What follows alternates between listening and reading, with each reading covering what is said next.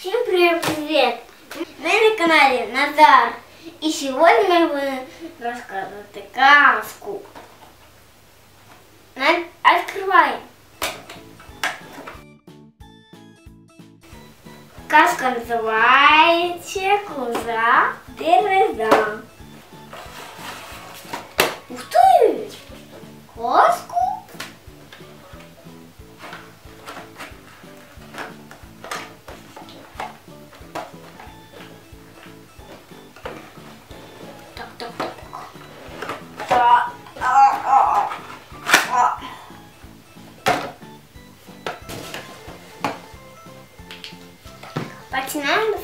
Починаємо розказувати казку.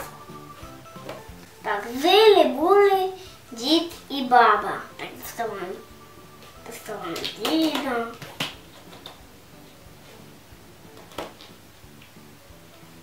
Доставаємо бабу. Одного разу дід пішов купляти собі козу Терезу. Пішов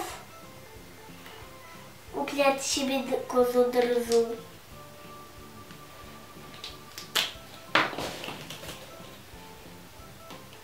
Погнав синочок їхню козу пасти.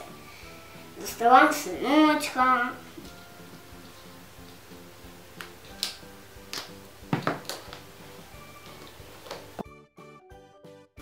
Пас козу. І пішов з нею додому. А тут став дід наоборот червоний цибочий і питає: кінки мої любі, кінки мої ліми, чи ви пили, чи ви їли? Всі кози кажуть: ой, дід, ми не їли, чи не пили. От він, одна коза каже: а я не їла, не пила. От бігла через місточок, купила кленовий листочок. От бігла через ребрику, купила водички і крапельку. Дід розсердився. І він коментував.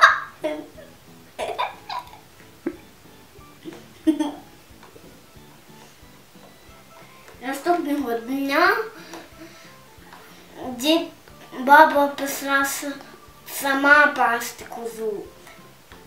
Пасла до ночі, а потім погнали її додому. А тут став дід на вороті червоній цибочі та питає: кінки мої любі, кінки мої милі, чи ви пили, чи ви їли? Всі кози кажуть, що ой, дід, ми не напились. А вона каже, коза: ой, я не їла, не пила. От бігла через меточок, кленовий листочок, його бігла через рельку, купила водички, крапельку. Дід розсердився, вигнав бабу з дому. Наступного дня пішов сам коз пасти. Ішов, а сам став вороті в червоній цибочі та й питає: кінки мої любі, кінки мої милі, чи ви пили, чи ви їли? Ой, дід, ми не їли, не пили, кажуть всі кози. Одна каже, коза: я не їла, не пила. От бігла через місточок, купила кленовий листочок, бігла через ребрику, купила водички і крапельку. Дід розсердився і вигнав козу з дому. А коза пішла в темний ліс. Бачив якусь хатинку. Зайчикову хатинку. Так, доставив зайчика там. Ішов зайчик.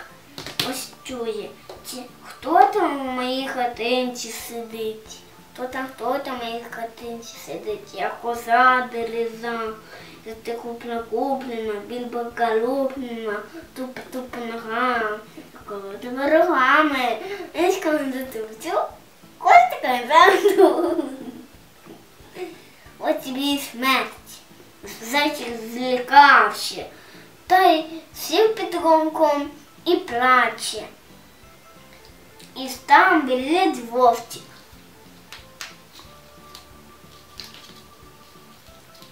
А ну-ка, ну-ка, ну-ка. А почему ты, Герчику, так плачешь, зайчику? Ой, боявся мені плакати. Там в моїй хатинці сидить звір страшний. Та його візьму. Та ні, не візьму. Та візьму. Так, пішов вовчик.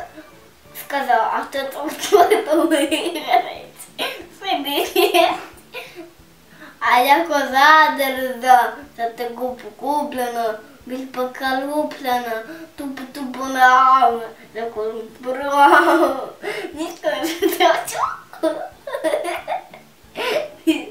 низкому затопчу, хвостиком замету. Вот тебе и смерть. Вот и влекайся. И писала с дома. И писал с дома. Потом уже іде лисичка. Каже зайчику, чому ти так гірко плачеш, зайчику?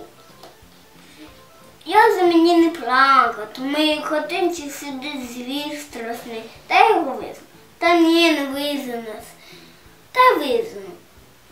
Після хатинці і каже, хто там у зайчині хатинці. Я коза дережа, за таку куплена, півбока роблена, тупо ногами, закрита рогами. Низками затопчу, хвостком замету. Вот тебе і смерть. Злякалась лисичка, та й пішла, а тут лізе рак.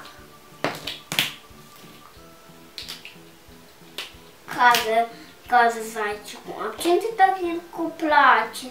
Як з мене не плакати? В моїй хатинці звір страшний сидить. Та його візьму. Та не візьмеш, ти ж такий маленький. Та його візьму. Пішов рак в хатинці і каже, а хто в зайчику на хатинці сидить? Я коза дерза, за таку куплена, пельбека рублена, туп ногами, заколота рогами. Низками стопчу, хвостиком замету, вот тебе и смерть. А рак еще лізе і лізе. Заліз на піч і каже, а я рак чи баран. Як ущипну, то буде знак. Як ущипну в ліс козу за нос, ой, за хвостика. Та як закричала коза, побігла, та даже її вигнути. Тепер зайчик був рад. І вони стали жити вдвоєм. Так закінчилась наша казочка. Тепер знаєте, що це за казочка. Якщо вам подобається, ставте мої підписуйтесь на мой канал і ставте лайки. Ви були на каналі Назар Супер. Пока-пока!